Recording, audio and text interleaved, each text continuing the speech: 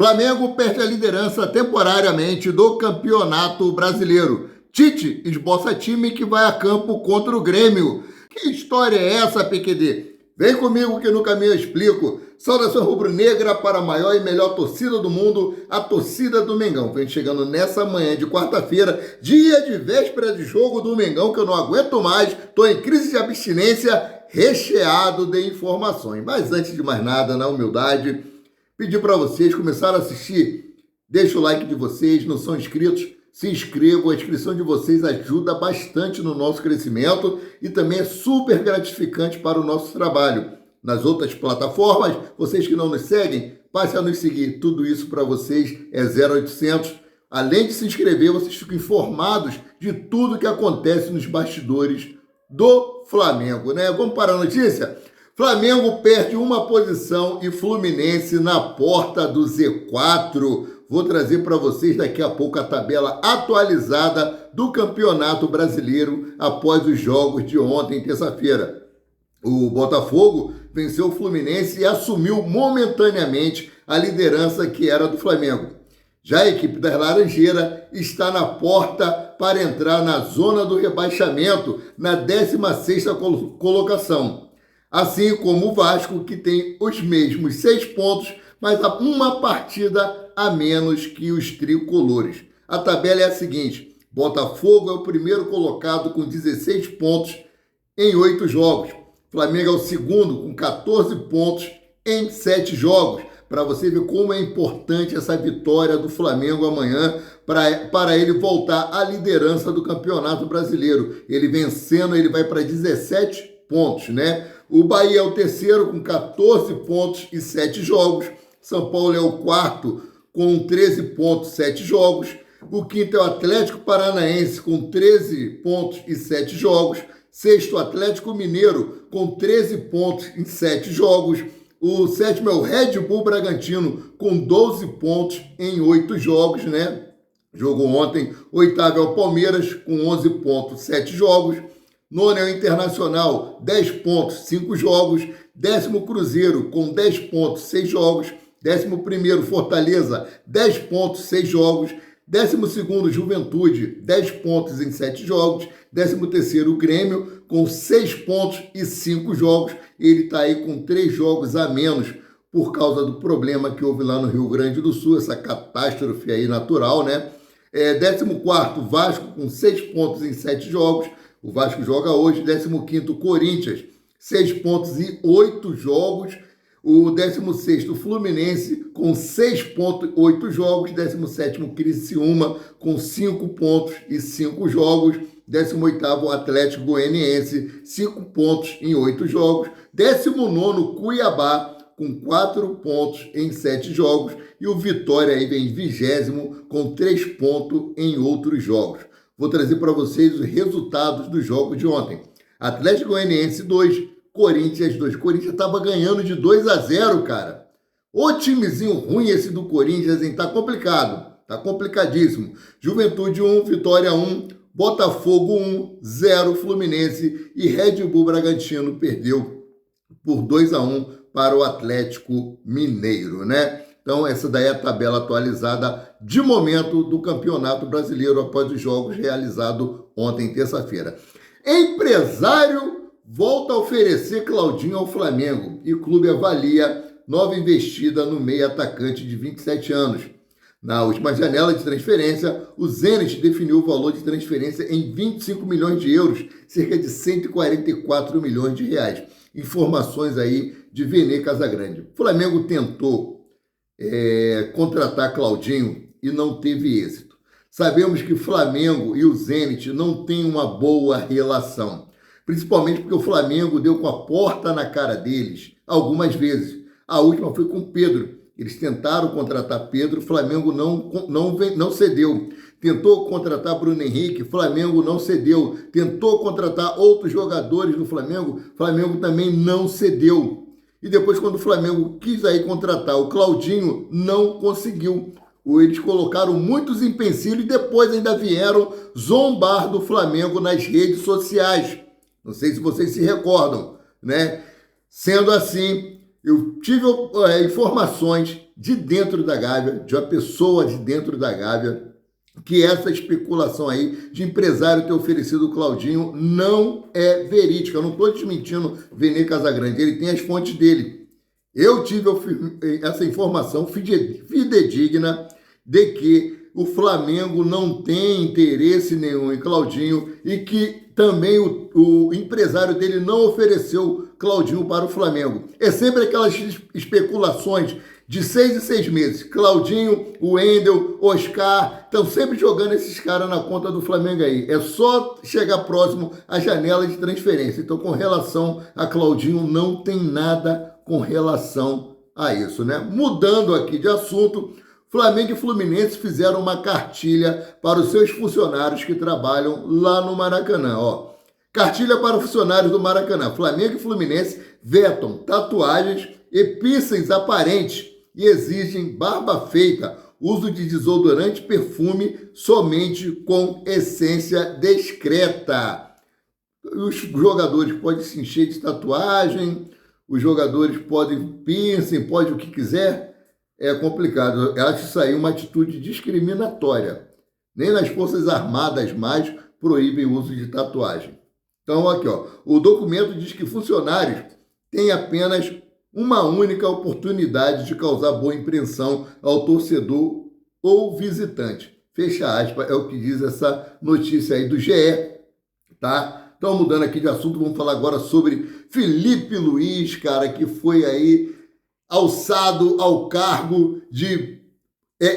Cara, estou muito emocionado e muito feliz. Técnico do Sub-20 do Flamengo. Merece muito. Vai disputar o título agora do Campeonato Carioca contra o Vasco da Gama, né? Esse campeonato que teve a data alterada, né? O Vasco da Gama, o jogo ia ser em outro estádio, ia ser no sábado, foi transferido para segunda-feira. Último jogo de Felipe Luiz no Flamengo pelo Sub-17. Tem um novo local. Felipe Luiz fará o último jogo como técnico do Sub-17 do Flamengo na próxima segunda-feira, dia 17, em São Januário, contra o Vasco, válida pela final do Campeonato Carioca da categoria. A partida estava marcada inicialmente para sábado, dia 15. No entanto, o rival solicitou a troca e a Ferj acatou. A bola rola às 15 horas após o Clássico dos Milhões. O ex-lateral assume aí o Fla Sub-20. De acordo com a apuração da reportagem do Coluna do Fla, o Vasco solicitou a troca do estádio. Inicialmente, a partida estava marcada para o campo Artesul, em Nova Iguaçu, às 10 horas da manhã do sábado, dia 15. Porém, pela proporção de uma final com o maior rival, o Cruz Maltino quis levar o confronto para São Januário e a Ferj acatou, né? Só que não pôde manter a data do jogo. Acataram a troca do estádio, mas aí a data teve que ser alterada. Infelizmente, esse jogo teria muito mais público se fosse realizado em um sábado, né? Então, o Flamengo realiza hoje o último treino com foco no jogo contra o Grêmio, na quinta-feira, mais conhecido como amanhã, no estádio do Maracanã, pela 8ª rodada do Campeonato Brasileiro.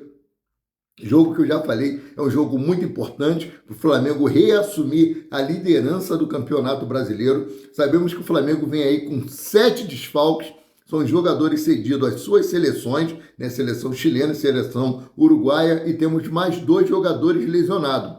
Sendo assim, o Tite terá que se virar nos 30 para poder aí, montar esse time para esse jogo. E o Tite ontem, né, esboçou mais ou menos aí o time que virá a campo com nenhuma novidade, como nós já havíamos dito, que Léo Pereira atuaria ali na lateral esquerda e o Léo Ortiz atuaria ali como volante.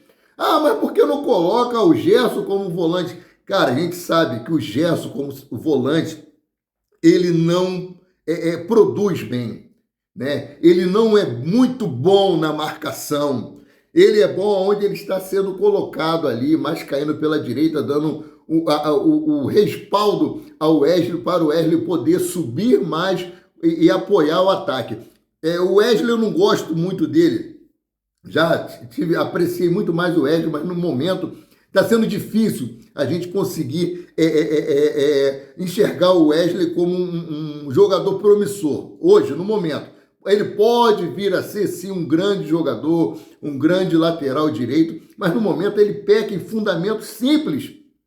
Cruzamento, né? Mas com relação à marcação e ser defensivo e ser ofensivo, eu prefiro ele muito mais ofensivamente. Ele treinando ali o fundamento, cruzamento, ele pode melhorar muito ajudando ali no ataque do Flamengo. No jogo de 6-1 contra o Vasco, o último gol foi um lance que ele entrou na área e tocou para Gabigol dentro da área e Gabigol fez o seu gol, né? Tendo a redenção do camisa 99 do Flamengo. Então aqui, ó, com 2 improvisos, Tite esboça a escalação do Flamengo para o jogo contra o Grêmio. Com desfalques por lesão e convocações, Tite precisou do improviso para esboçar a escalação do Flamengo, que enfrentará o Grêmio na próxima quinta-feira no Maracanã. Dessa forma, o treinador testou Léo Pereira na lateral esquerda e Léo Ortiz como volante durante a semana. Além disso, o Joel Lohan deve começar entre os titulares na armação do time. Trazer para vocês a provável escalação do Flamengo. Rossi no gol. Wesley na lateral direita, dupla de zaga, Fabrício Bruno e Davi Luiz, na lateral esquerda, Léo Pereira, de volante, Léo Ortiz, aí vem o meio de campo, Igor Jesus, Lohan e Gerson, Everton, Cebolinha e Pedro no ataque.